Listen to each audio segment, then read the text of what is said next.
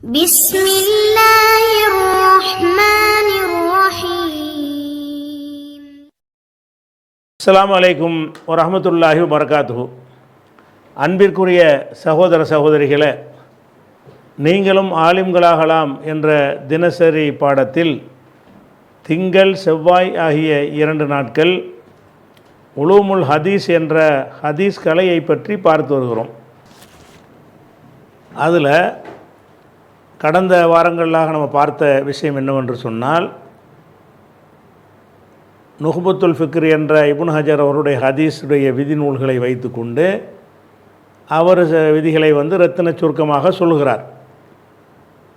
அதில் என்ன பேசிட்டு வரோம்னா, ஹபருல் ஆஹாத் தனி நபர்களுடைய ஹதீஸுகளை பொறுத்த வரைக்கும் அதில் ஏற்கத்தக்கவை இருக்கிறது, ஏற்கத்தகாதவை இருக்கிறது. ஏனென்றால் அவங்க தனி நபர்கள் அறிவிக்கிற காரணத்தினால் அவங்களுடைய நம்பகத்தன்மையை பொறுத்து தான் அந்த ஹதீஸு ஏற்கத்தகுந்ததா ஏற்கத்தகுந்தது இல்லையா என்பதை முடிவு செய்ய முடியும் என்ற விஷயத்தை அவர் சொன்னார். இந்த ஹபருல் வாஹிதி என்பது 100% அது சரின்னு சொல்லிட இயலாது. ஒரு மனிதர் ரசூலுல்லாஹ் சொன்னதாக அறிவிக்கிறார். ஒரு மனிதரோ 2 மனிதரோ 3 மனிதரோ அறிவித்தாலும் அது ஹபர் வாஹிது தானே. 1-2 பேர் அறிவிக்கிறாங்க. அறிவிக்கிற ஆட்கள்லாம் நல்ல ஆட்களாக இருக்கிறாங்க. நல்ல ஆட்கள்னால் அவர்களை பற்றி கிடைத்த தகவல் அடிப்படையில், அவர்களை பற்றி மறைக்கப்பட்ட செய்திகள் இருந்தால் நம்மளால் கண்டுபிடிக்க முடியாது. அவர்களை பற்றி வெளிப்படையாக தெரிந்த தகவல் அடிப்படையில் இவர் நல்லவர், ஏ நல்லவர், பி நல்லவர், சி நல்லவர், டி நல்லவர், இ நல்லவர், எஃப் நல்லவர், எஃப் தான் கிதாபா எழுதினவர்னு வச்சுக்கிடுவோம்.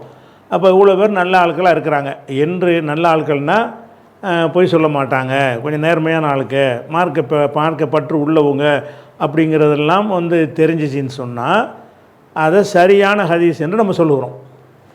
சரியா? அதில் அது மக்பூல் ஏற்றுக்கொள்ளத்தக்கது. இன்னொன்று என்ன, அதில் உள்ள ஆட்கள் மீது ஏதாவது குறை சம்சயம் வந்துருச்சுன்னு சொன்னால் அது ஏற்கத்தகாதது, பெண்டிகளை வை, பலவீனம், இட்டுக்கட்டப்பட்டதுன்னு சொல்லி தள்ளிடுவோம். இப்படி ஹதீஸுகள் 2 வகை இருக்குது. சரி, 2 வகை இருக்குதுல்ல. அதில் ஏற்கத்தக்க ஹதீஸ் இருக்குது இல்லையா? ஒரு ஹதீஸை ஏற்கத்தக்கதுன்னு முடிவு எடுக்கிறோம்ல, அந்த ஏற்கத்தக்க ஹதீஸுகளுடைய தரம் என்ன, அதனுடைய தரம் என்ன என்று கேட்டால், ஏற்கத்தக்க ஹதீஸ்ன்னு சொன்னாலும் 100% அதை ரசூலுல்லாஹ் சொன்னாங்க என்று நம்ம எடுக்க முடியாது. ஏன்னா ஒருத்தரை 2 பேரை தான் சொல்கிறாங்க. ஒருத்தர் 2 பேர் முன்ன பின்ன சொல்லியிருக்கலாம், கூட்டி சொல்லியிருக்கலாம், குறைச்சி சொல்லியிருக்கலாம்.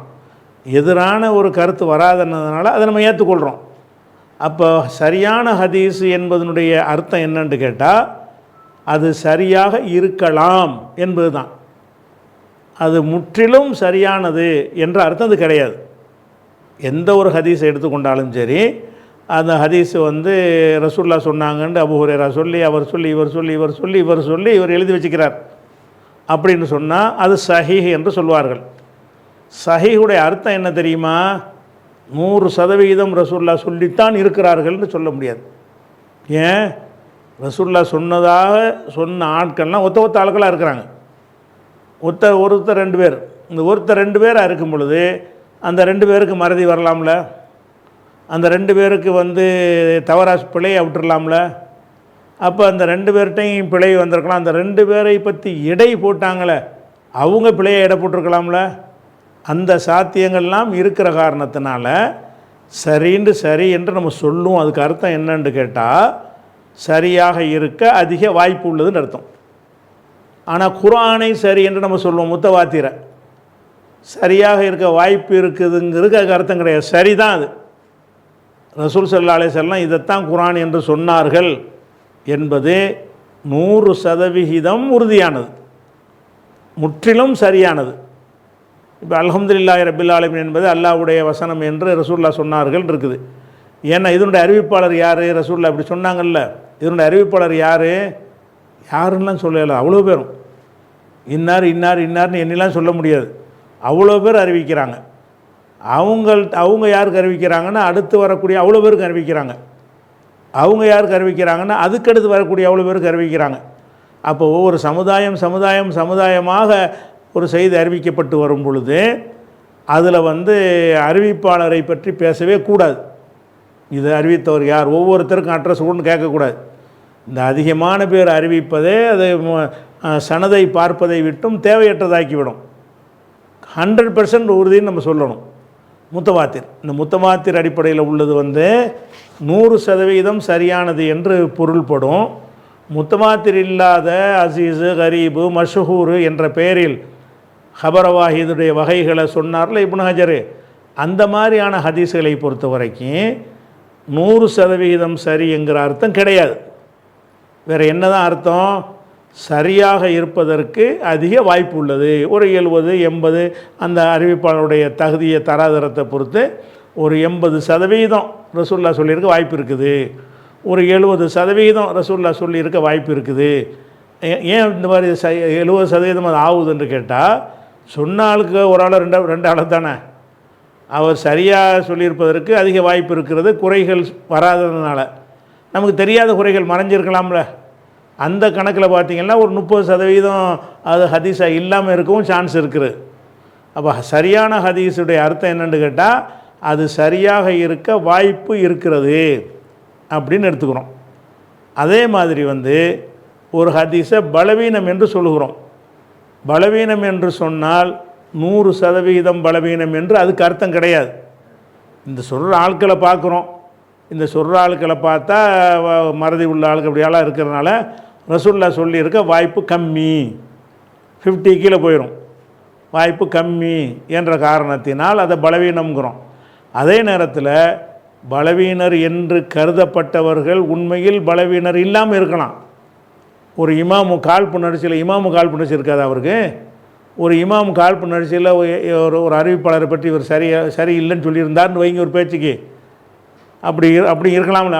அப்படி இருக்கலாம்ங்கிற வாய்ப்பை வச்சு பார்த்தீங்கன்னா, அப்போ லைஃப்னு சொன்ன ஹதீஸுகளும் குறைந்த அளவில் சரியாக இருக்க வாய்ப்பு இருக்குது. அதாவது பலவீனமாக இருக்கத்தான் வாய்ப்பு ஜாஸ்தியாக இருக்கிறது. ஒரு 70% சஹீஹ் பலவீனம்னு வச்சுக்கிட்டாலும் ஒரு 30% சரியாகவும் இருக்கலாம்.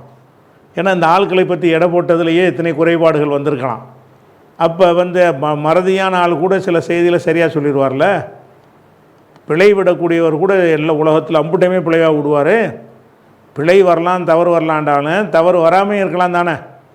தவறு வராமல் இருப்பதற்கு அவருடைய சான்ஸு கம்மி. அவரை பற்றின விமர்சனத்தின் காரணமாக அவர் பிழை விடுவதற்கு வாய்ப்பு ஜாஸ்தி. இப்படிங்கிற ஒரு அர்த்தத்தில் என்ன செய்கிறோன்னு கேட்டால், அந்த ஹதீஸுகளை லைஃப்னு சொன்னாலும் அதுக்கு அர்த்தம் என்னென்னா 100% லைஃப் என்று அர்த்தம் கிடையாது.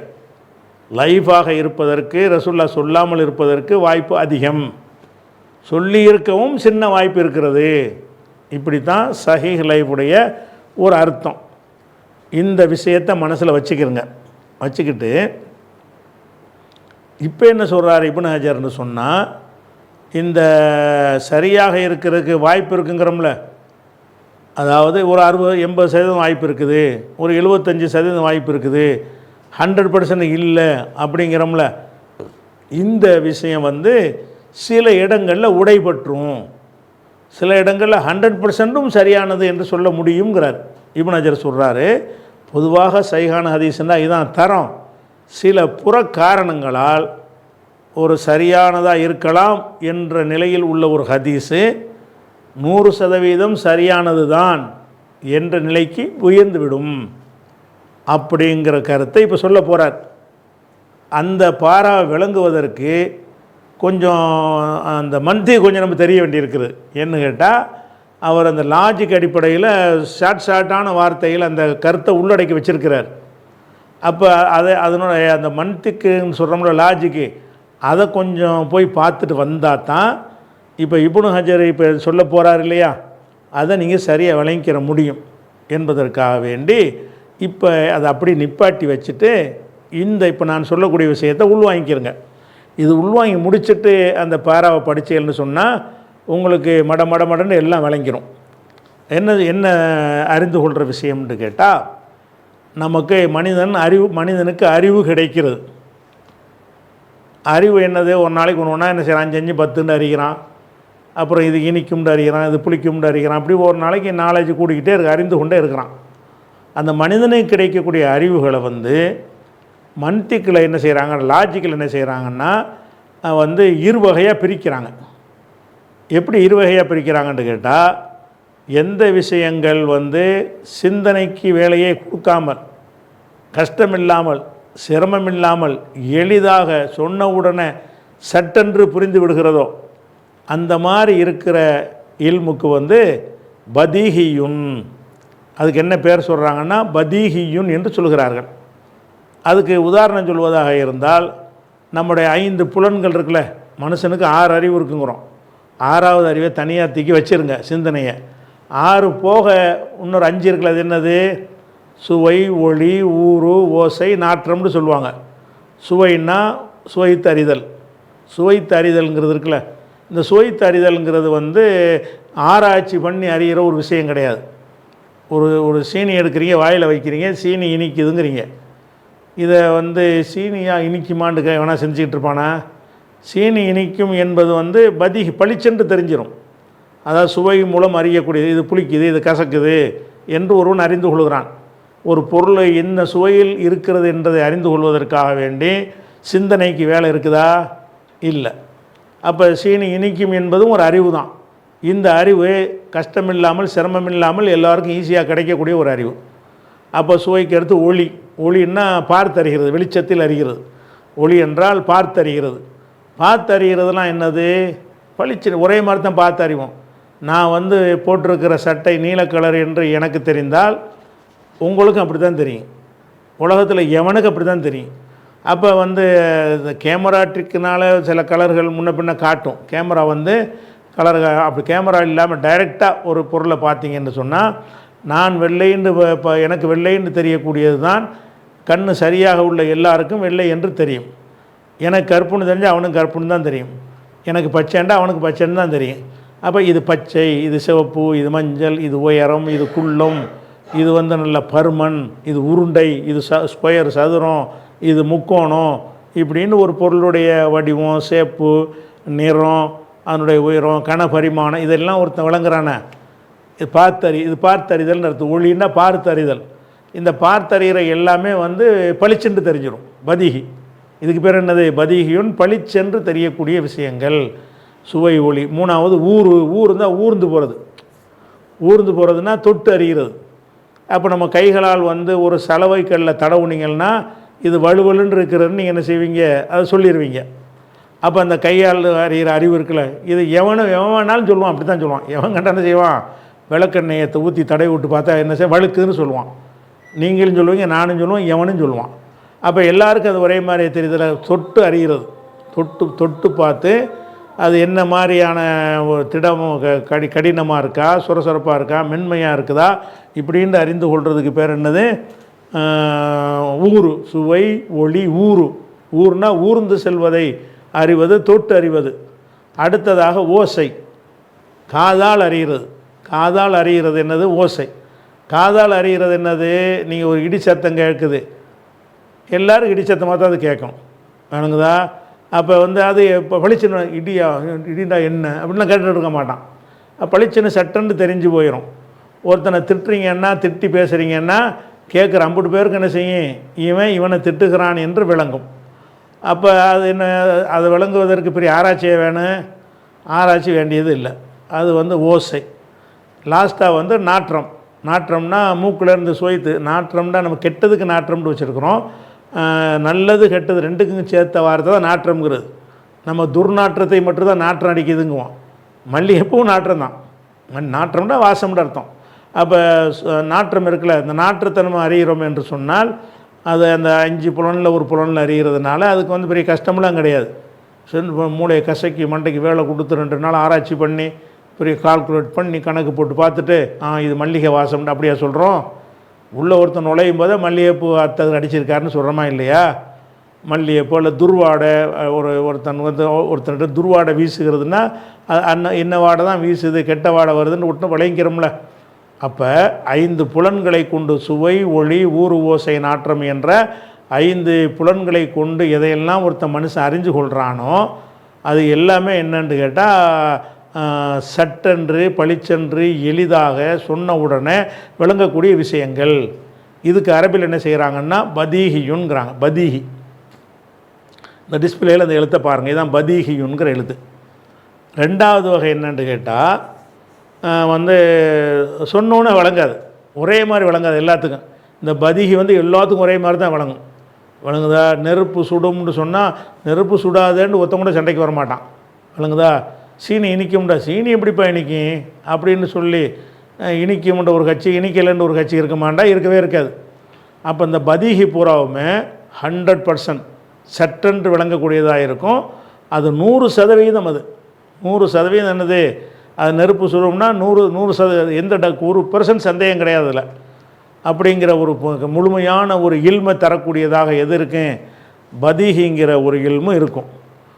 இன்னொரு வகை இல்மு என்னன்னு கேட்டால், நம்ம நல்றியுன் சிந்தித்து விளங்கும். நலரனா சிந்தித்தான், நல்றியுன் சிந்தனையின் பார்ப்பட்டது. சிந்தனையின் பார்ப்பற்றதுங்கிறதை வைத்து அது ஒரு வகையான அறிவு நமக்கு கிடைக்கிறது. அது அந்த 6வது அறிவுக்கு உள்ள விஷயம். இந்த 5 போக சிந்தித்து விளங்குறதுக்கு மண்டையில் ஒரு அல்ல மூளையை கொடுத்துருக்கான்ல, அல்ல அந்த மூளையை கசக்கி பிழிந்து சிந்தித்து விளங்குற ஒரு விஷயங்கள் இருக்கு இல்லையா? அப்படி கிடைக்கக்கூடிய அறிவுக்கெல்லாம் என்ன செய்வாங்கன்னா நல்லறியும்பாங்க. சொன்னோன்னெல்லாம் விளங்காது. அது மாதிரியான தத்துவங்கள் அதெல்லாம் எதில் வரும்னா தத்துவம், கொள்கைகள், இந்த மாதிரி சில நிலைப்பாடுகள், இது மாதிரியான விஷயங்கள் எல்லாமே என்ன இருக்கும்னு கேட்டால் அது வந்து நல்லறியாக இருக்கும். உதாரணமாக இப்போ இறைவன் இருக்கிறான் இப்படின்னு நம்ம நம்புகிறோம். எதை வச்சு நம்புகிறோம்? இறைவன் இருக்கிறான்னு டக்குன்னு விளங்கிடுமா? நீங்கள் பார்த்தீங்களா இறைவனை நீங்கள் யாரும் பார்க்கல, பார்த்துட்டு நம்புறா இருந்தால் தான் இப்ராஹிம் இருக்கிறான்னா அது ஈஸியாக அது பதிகியாக போயிடும். இறைவன் இருக்கிறான்னா அது பதிகி இல்லை, இறைவன் நம்ம பார்க்கல ஆனால் இருக்கிறான்டா எப்படி சொல்ல முடியும்? அப்போ இந்த உலகத்தை பார்க்குறோம், இந்த உலகம் வந்து தன்னால் உண்டாக இருக்க முடியாது, அப்படி இப்படின்னு நமக்கு தெரிஞ்ச பல கோணங்களில் ஆய்வு செஞ்சுட்டு கண்டிப்பாக ஒரு இறைவன் இருந்து தான் ஆகணும் அப்படின்ட்டு முடிவெடுக்கிறோம் என்று கேட்டால் அது நல்லறியுன் சிந்தித்து கிடைத்த அறிவு. பதிகியுன் சிந்திக்காமல் கிடைத்த அறிவு. நல்லறியுன் என்றால் சிந்திப்பதனால் கிடைத்த ஒரு அறிவு. அதே மாதிரி வந்து இப்போ உலகத்தில் பலவிதமான பொருளாதார கொள்கை இருக்கிறது. இப்போ கம்யூனிசம்னு ஒரு கொள்கை இருக்கிறது, முதலாளித்துவம்னு ஒரு கொள்கை இருக்கிறது. ஒருத்தன் வந்து கம்யூனிசம் தான் சரின்னு சொல்லுவான். எப்படி சொல்லுவான்? அவன் சில விஷயங்களை சில தத்துவங்களை சிந்திச்சு அப்படி பார்த்து இப்படி போட்டு இதான் சரின்னு ஒரு முடிவுக்கு வந்து அவன் சொல்லுவான். இன்னொருத்தன் வந்துட்டு இல்லை கம்யூனிசம் ஜப்பு முதலாளித்துவம் தான் சரின்ட்டு இன்னொருத்தன் சொல்லுவான். நல்லறியில் பூரா கருத்து வேறுபாடு இருக்கும். நல்லறி என்பதில் என்ன இருக்கேன்? பதிகியில் கருத்து வேறுபாடாக இருக்காது, ஏன்னா 100% அது. நல்லறி என்பதில் வந்து என்ன செய்யுது? சிந்தித்து விளங்குறான்ல, சிந்தித்து விளங்கும் பொழுது என்ன ஆகும்னு கேட்டால் இரு கருத்து வந்துடும். சில விஷயங்களில் இரு கருத்து வராமலும் இருக்கும், சில விஷயங்களில் இரு கருத்து இருக்கிறதுக்கு வாய்ப்பு இருக்கும். நல்லது, ஏன்னா சிந்திக்கிறதுனால எல்லோரும் சிந்தனையும் ஒரே மாதிரியாக இருக்காது. அப்போ பதிகின்னு ஒன்று இருக்கிறது, அது வந்து 100% அது வந்து உறுதி, சந்தேகங்கள் இருக்காது. நல்லறின்னு ஒன்று இருக்கிறது, அதுவும் நல்லறிங்கிற ஒரு இல்மு தான். நல்லறியான விஷயங்களில் வந்து 100% உள்ள உறுதிங்கிற அர்த்தத்தில் உள்ள விஷயங்களும் இருக்கிறது. சரியாக இருக்கலாம் என்று அந்த ஊகத்தின்பால் சொல்லக்கூடிய விஷயங்களும் இருக்குது, அதுவும் அறிவு தான். அப்போ நல்லறிங்கிற விஷயத்தில் வந்து 2ஆக பிரிக்கிறாங்க. நல்லறியை எப்படி பிரிக்கிறாங்க? நல்லறிங்கிறதுல சில சிந்தனைகள் மூலம் கிடைக்கக்கூடியது வந்து இல்முங்கிறாங்க, சில சிந்தனைகள் கிடைக்கக்கூடியது வந்து லன்னுங்கிறாங்க. அதாவது சிந்திக்கிறீங்க, சிந்தித்து ஒரு முடிவுக்கு வர்றீங்க, சிந்தித்து முடிவுக்கு வந்தீங்கன்னா அந்த முடிவு வந்து இல்முண்டா என்னது? உறுதியானது அப்படின்ற ஒரு அர்த்தத்துக்கு வர்றீங்க. இன்னும் சில விஷயங்களை சிந்திக்கிறீங்க, அது வந்து உறுதி இருக்காது, அது அநேகமாக இருக்கக்கூடும் அப்படின்ற ஒரு முடிவுக்கு வர்றீங்க. லன்னு ரெண்டுமே நல்லறியில் தான் வரும், பதிகியில் வராது. பதிகியில் எல்லாமே இல்மு தான், டவுட்லாம் வராது. பதிகின்னா என்னது? பளிச்சென்று தெரிகிற விஷயம் எல்லோரும் ஒரே மாதிரி தான் தெரியும், அதில் டவுட்லாம் நான் உட்காந்துட்டு இருக்கிறேங்கிறது பதிகி தான். நான் உட்காந்துட்டு இல்லைன்னு எவனாவது சொல்லுவோமா? சொல்ல மாட்டோம். அப்போ அந்த மாதிரி இருக்கிறது. ஆனால் சிந்தித்து எடுக்கிற விஷயங்களை பொறுத்த வரைக்கும் அதில் வந்து 100% இல்மும் இருக்கிறது, இருக்கக்கூடும், இருக்கலாம் என்று அடிப்படையில் அமைந்த ஊகங்களும் இருக்கிறது. லன்னு என்றால் ஊகங்கள், இல்மு என்றால் உறுதி செய்யப்பட்டவை. 2 அறிவு தான். ஊகமும் அறிவு தானே. ஒருத்தர் சிந்தித்து ஊகிக்கிறான்னு சொன்னால் அது என்னது? அதுவும் அறிவு தான். உதாரணம் ஊகிக்கிறதுன்னு என்ன அர்த்தம்னு கேட்டிங்கன்னா, ஒரு ரோட்டில் ஒரு கார் போகுது, கார் போகிறதுக்கு ஒரு ஹார்ன் அடிக்கிறான். அந்த சத்தத்தை கேட்டோன்னு என்ன செய்கிறீங்கன்னா, நீங்கள் காரை பார்க்கல, நீங்கள் இங்கே உட்காந்துக்கிட்டு இருக்கிறீங்க, காருடைய சத்தம் தான் கேட்குது. என்ன செய்வீங்கன்னா கார் போகுதும்பீங்க. இது 100% கிடையாது. ஏன்னு கேட்டால் காருக்கு தான் அந்த அந்த அந்த ஹாரன் இருக்குமா? சும்மா கடையில் விளையாட்டு பொருளாக கூட வாங்கிட்டு அமைக்கிட்டு போயிருப்பான். பெரும்பாலும் காராக இருக்க வாய்ப்பு இருக்கிறது. காராக இல்லாமல் இருக்க வாய்ப்பு இருக்கா இல்லையா? இல்லாமல் இருக்க வாய்ப்பு இருக்குது. அப்போ அது ஊகம். பெரும்பாலும் இது இப்படி தான் ஒரு புகை வருது தூரத்தில் ஒரு புகை வருது. புகை வந்தவுடனே அந்த பக்கத்தில் உள்ள பில்டிங்கெலாம் தீப்பிடிச்சி எரியுதுன்னு ஒருத்தன் ஒரு முடிவு எடுக்கிறான். இது ஒரு இல்மு தான். இந்த இல்மு 100% இல்மா இல்லை. இருக்கலாம், தீப்பிடிச்சும் இருக்கலாம். தீப்பிடிக்காமல் வேறு எண்ணத்தையோ ஒரு புகையை உண்டாக்கியிருப்பாங்க. வேறு தீப்பிடிக்காமல் ஏதோ ஒரு வித்தை காட்டுவதற்கு புகையை உண்டாக்கியிருப்பாங்க. அல்லது நிலக்கரியில் ஓடக்கூடிய ஒரு ட்ரெயின் அந்த இடத்துல கடந்து போகிறதுனால அதிகமான புகையை கக்கி கொண்டு போயிருக்கலாம். அந்த புகையாக இருக்கலாம். அப்போ வேறொன்றும் இருக்கலாம். ஆனால் அநேகமாக தீப்பிடிக்கத்தான் அதிக வாய்ப்பு இருக்குது. அதிக வாய்ப்பு இருக்கிறதுனால ஒரு ஊகம் பண்ணி சொல்கிறோம்ல, அதுக்கு பேர் லன்னு. அதுக்கு பேர் என்ன? அது நல்லது, அது லன்னி. அதே மாதிரி இப்போ மழை பெய்கிறதை பற்றி சொல்கிறாங்கல்ல, வானிலை அறிவுன்னு அறிவு, அது ஊகம்தான். அது வானிலைங்கிறது என்னது? ஊகம்.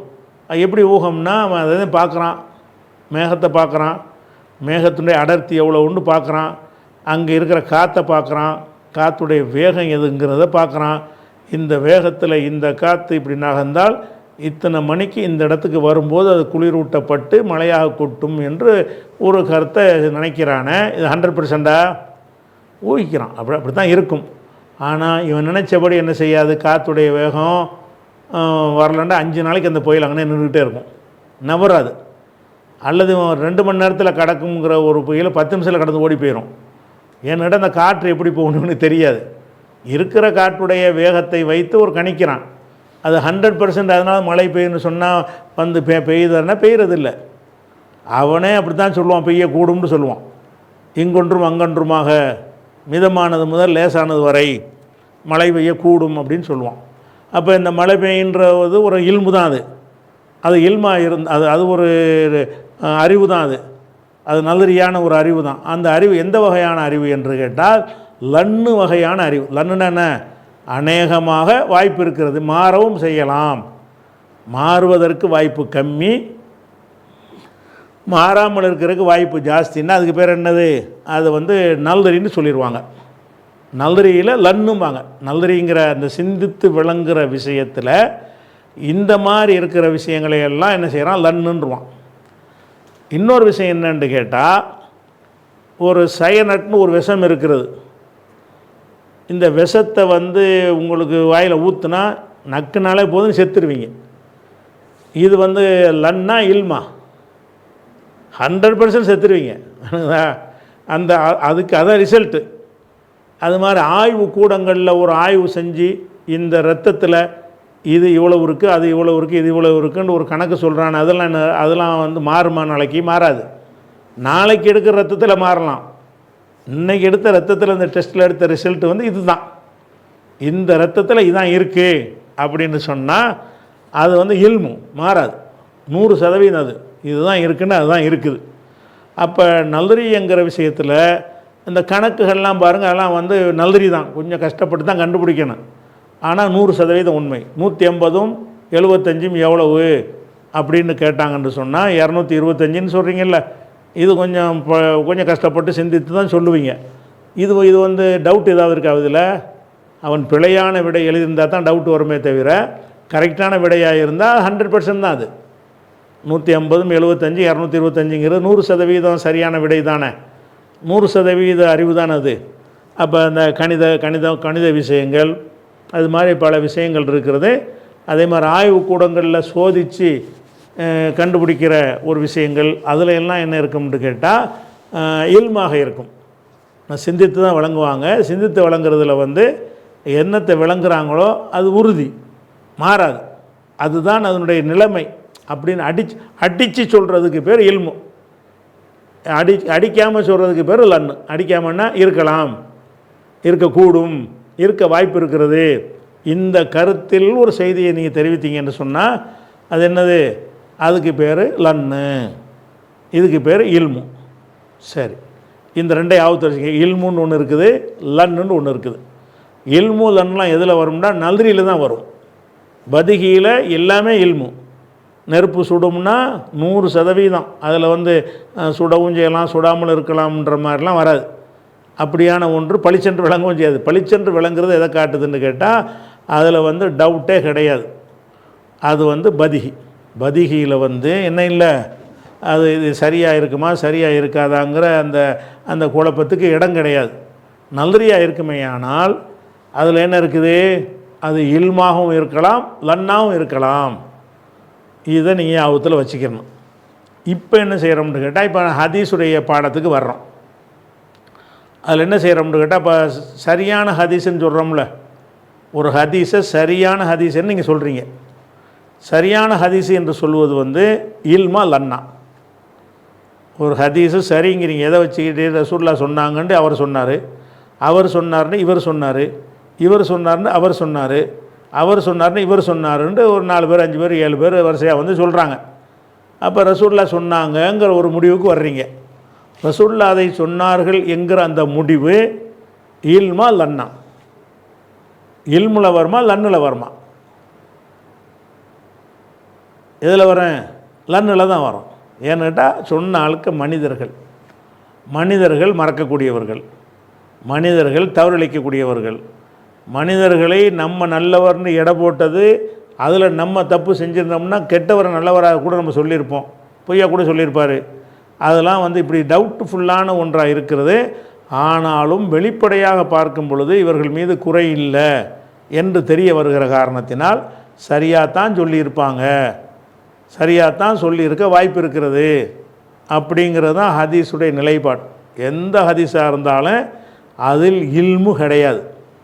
அதில் என்ன கிடையாது? லன்னு தான் இருக்கிறது, இல்மு கிடையாது. 100% ரசூலுல்லாஹ் சொன்னது கன்ஃபார்ம்டு அடித்து சொல்ல இயலுமான்னா சொல்ல இயலாது. இஸ்லாமிய அக்கீதாவுக்கு அது மாற்ற அப்படி சொன்னீங்கன்னா. ஏன்னு கேட்டால் இஸ்லாமிய அக்கீதா என்ன? அல்லாவை தவிர யாரும் தப்பு செய்கிறவன், அதுதான் இஸ்லாமிய அக்கீதா. பெரிய முக்கியமான பிரதான அக்கீதா இது. அல்லாவை தவிர எவனும் தப்பு செய்வான். அப்போ நம்பகமான அறிவிப்பாளர்னு சொல்லிட்டா பிழை விட மாட்டாரா? நம்பகமானவரும் பிழை விடுவார், வழங்குதா? ரொம்ப ஷார்ப்பான ஒரு ஆளும் மறந்து விடுவார். ரொம்ப ஷார்ப்பெலாம் இருக்கட்டுமே, அவர் மறக்க மாட்டாரா? அப்போ ஷார்ப்பானாலும் நல்லவர்னு நினைத்தவரும் பொய் சொல்லிவிடுவார், தவறாக சொல்லிவிடுவார். அதுதான் மனிதன்.